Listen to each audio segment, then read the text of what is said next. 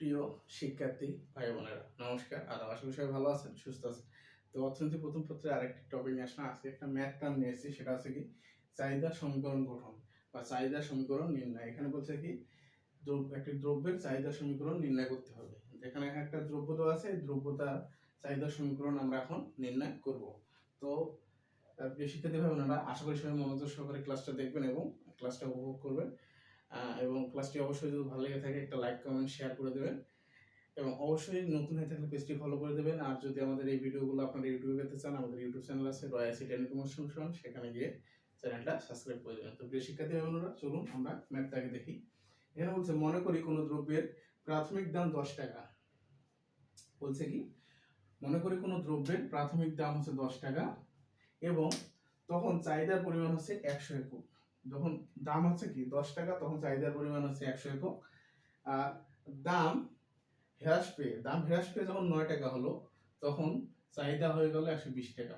তাহলে একটি দ্রব্যের প্রাথমিক দাম ছিল হচ্ছে 10 টাকা এবং প্রাথমিক চাহিদা ছিল হচ্ছে 100 একক, কিন্তু দাম পরিবর্তন হয়ে এটা হচ্ছে 9 টাকা এবং 120 টাকা হচ্ছে 120 টাকা হচ্ছে চাহিদা হয়ে যায় 9 টাকা হ্রাস পেয়ে।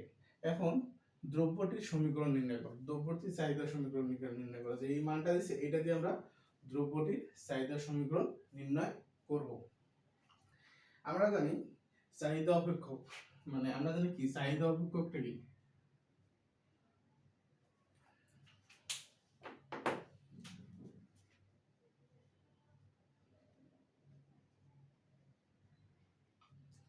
চাহিদা অপেক্ষকটা হচ্ছে, আমরা জানি চাহিদা অপেক্ষক হচ্ছে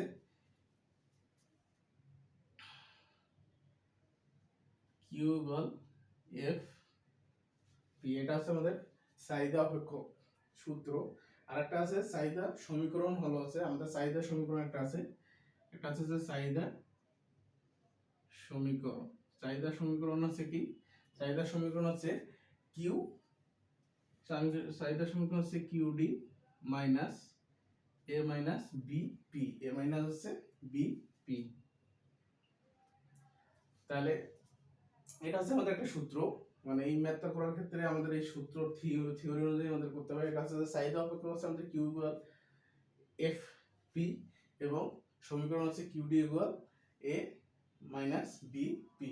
এখন এখানে কোনটা কি ধরা হয়েছে, কোনটা কি ধরা হয়েছে এটা নিয়ে আমরা এখন আলোচনা করব। এখানে এখানে পি পি হচ্ছে, এখানে যে পি, এখানে যদি আমি ধরি, এখানে হচ্ছে পি হচ্ছে স্বাধীন চলক,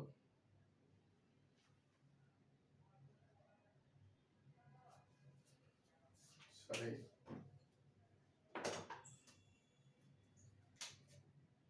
এখানে হচ্ছে পি হচ্ছে স্বাধীন চলক,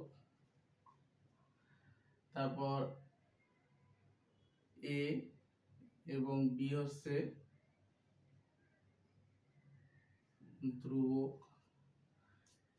পি হচ্ছে স্বাধীন চলক, এ এবং বি হচ্ছে ধ্রুবক, আর কিউডি হচ্ছে অধীন চলক বা চাহিদার পরিমাণ। কিউডি হচ্ছে অধীন চলক বা চাহিদা পরিমাণ। তো এখানে আমি সূত্রটা যে কোনটা কি মানে, এই মানেটা আপনাদেরকে বুঝাই দিলাম। সেটা হচ্ছে কি,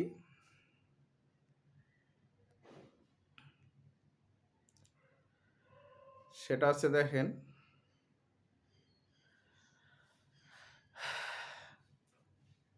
আমাদের চাহিদা অপেক্ষকের Q equal F F function P এবং চাহিদা সমীকরণ হচ্ছে Q D equal A minus B P. এখানে পি হচ্ছে স্বাধীন চলক, এ ডি হচ্ছে ধ্রুবক, আর কিউ ডি হচ্ছে অধীন চলক বা চাহিদার পরিমাণ। তো এটা হচ্ছে আমাদের এটুক। এখন এখানে আরো কাজ আছে। এখন এখানে আমি যদি সূত্র, এখানে একটা সূত্র আমি যদি ধরি, সেখানে হচ্ছে যে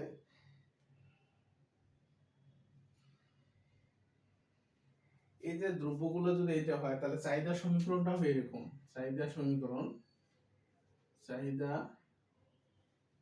সমীকরণ চাহিদা সমীকরণটা হবে কিরকম জানেন? চাহিদা সমীকরণটা এখন আমি ধরতেছি কিউডি মাইনাস কিউ ওয়ান আর হচ্ছে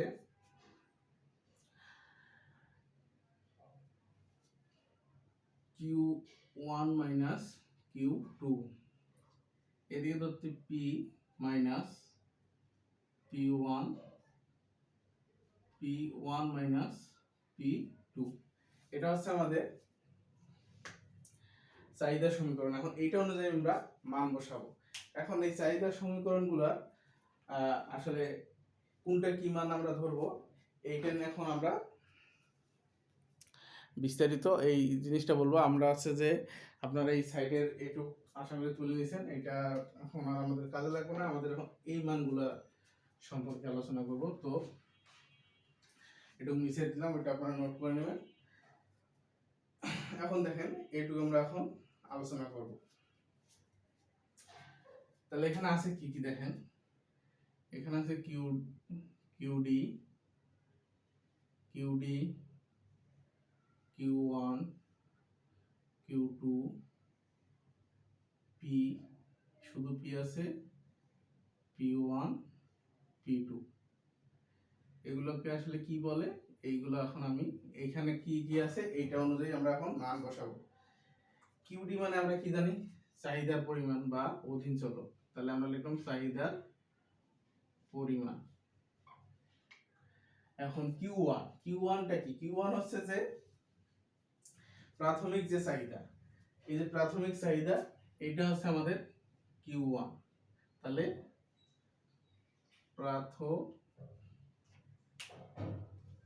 প্রাথমিক চাহিদা কিউ ওয়ান সমান কত? 100। এখন কিউ টু আছে কি? কিউ টু আছে পরিবর্তিত চাহিদা। একটা আছে প্রাথমিক চাহিদা, একটা আছে পরিবর্তিত চাহিদা আছে। এই যে এটা আছে আমাদের কিউ টু। তাহলে কিউ টু আছে কি? পরিবর্তিত চাহিদা। কিউ টু পরিবর্তিত চাহিদা কত? 120। এখন পি হচ্ছে কি? পি হচ্ছে দাম। পি হচ্ছে কি? দ্রব্যের দাম। পি হচ্ছে কি? দ্রব্যের দাম। এখন পি ওয়ান হচ্ছে প্রাথমিক দাম। প্রাথমিক দামটা কি? এটা হচ্ছে পি ওয়ান। তাহলে প্রাথমিক দাম হচ্ছে 10 টাকা। প্রাথমিক দাম 10 টাকা। তাহলে পরিবর্তিত দাম কত? পরিবর্তিত দাম হচ্ছে 9 টাকা। এই যে এটা হচ্ছে আমাদের P2। তাহলে দেখেন এখানে আমাদের সবকিছু রয়ে আছে, জাস্ট মান বসাই দিব আর ক্যালকুলেট করলে আমাদের হয়ে যাবে। তো প্রিয় শিক্ষার্থী ভাই বোনেরা, এখন দেখেন এখানে আমরা এখন মান বসাবো।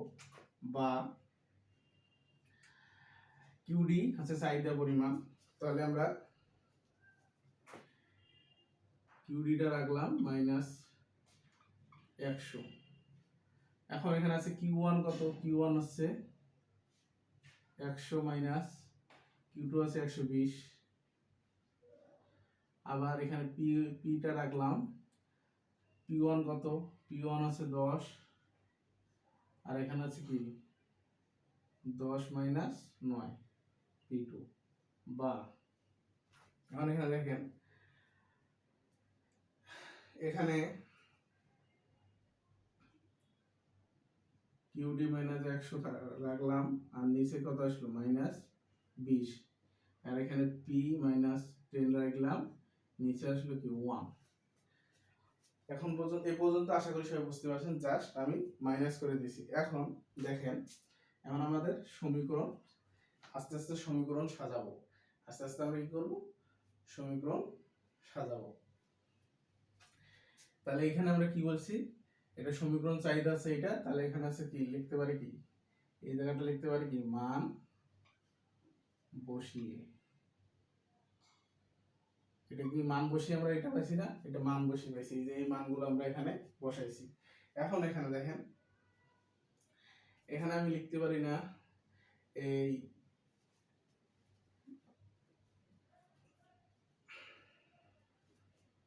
দেখেন, এখানে আমি লিখতে পারি কি কিউডি মাইনাস 100টাকে যদি আমি এখানে রাখি আর এদিকে যদি 200 দেয়, এটা আসছে, তাহলে আমরা এখানে লিখতে পারি কত, 2p,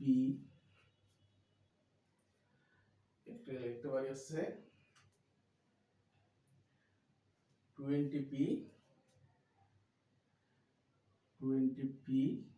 যোগ 200, 20p যোগ 200। আবার বা কিউডিটাকে যদি রাখি এদিকে যদি সব নিয়ে যাই, তাহলে আসতেছে কি, তাহলে এখানে আসতেছে দেখেন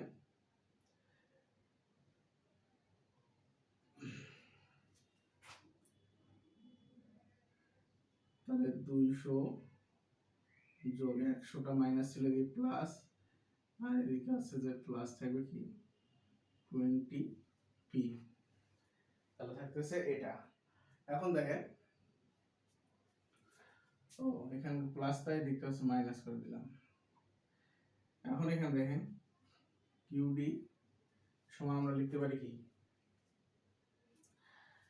100 100 কত, 300 মাইনাস 20p, তাহলে আমাদের এই সমীকরণটা আসবে মাইনাস 20p পর্যন্ত। তাহলে দেখেন আমাদের তাহলে সমীকরণটা, তাহলে আমরা বলতে পারি এখানে কি, দ্রব্যটির সমীকরণ, চাহিদা সমীকরণ হচ্ছে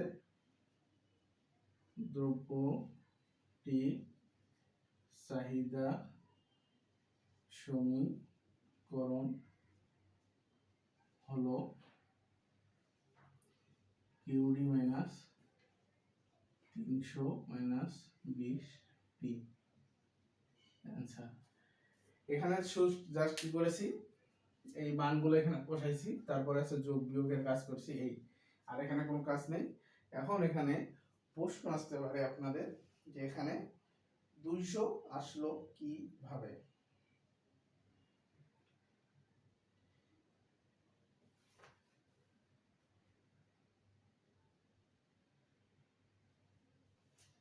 এখন -10 দিয়ে যদি 2010 কে আমরা গুণ করে দেই, এটা যদি আমি এখানে -10 ধরি, এটা ভাগ আছে, এটা যদি আমি গুণ করে দেই, এদিকে গেলে কি হবে, গুণ হয়ে যাবে, গুণ করে দিলে কি হবে 200, এই যে 200 দিয়েছি, আর এখানে 20p প্লাস 20p, এই 200টা এভাবে এসে।